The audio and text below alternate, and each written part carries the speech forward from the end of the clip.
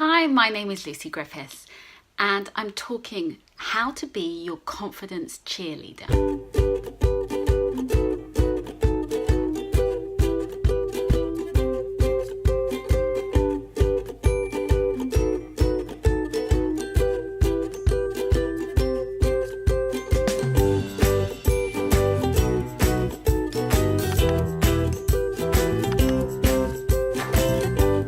Very often we are in a situation where we have to be our own source of confidence. It might be that in real life that we have a supportive boss or our mum or our husband, someone who is our usual cheerleader. And if that person is no longer around or they don't happen to be around that day, we need to find our own inner source of confidence. And that's what I really want you to develop and motivate. And it's really easy. You just have to be kind to yourself. So when you are your own inner cheerleader, start recognizing that negative voice. So it might be that you have a voice in your head that says you can't do it, you're not good enough. It might be the voice that tells you you're stupid, or the voice that tells you, what are you doing? You don't know anything about this. That negative voice that talks to you and makes you feel like you're rubbish. So start tapping into that voice and being aware of it. So when you hear it, start being conscious of it and start thinking, okay, I don't have to listen to that voice. It's just a thought. And recognizing that a thought is just a thought. And so when you recognize it to be merely a thought, it's not who you are, it's not absolutely the embodiment of you as a person, and it doesn't actually represent or reflect whether you are confident or not. It's just a thought that's happened to have popped into your brain. So recognize it as that, and then say, I'm going to look at that and I'm going to move it out to one side. So I'm just going to bat it away. And in the same way, in the summer you have the bumblebees that go buzz.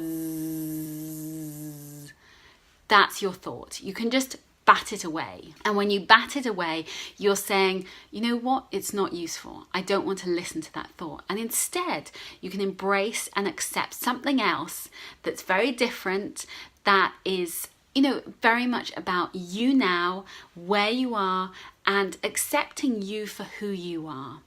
And when you start accepting yourself as the person that you want to be and having the confidence that you want to have, then it's much easier if you get rid of those negative thoughts. So you push them to one side, become aware of them, and then you can start recreating another thought to fill that void.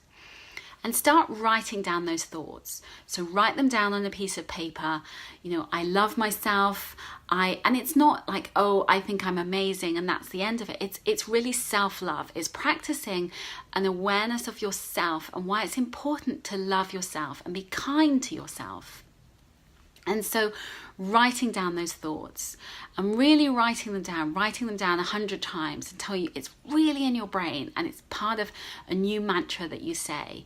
And then sticking them on post-it notes around the house, or listening to that, and you can record your own voice and listen to your podcast, your own personal podcast, where you say, I'm amazing because I can do all these amazing things. I've traveled the world. I have a great job, a great career, and I love my children, or whatever you want to say.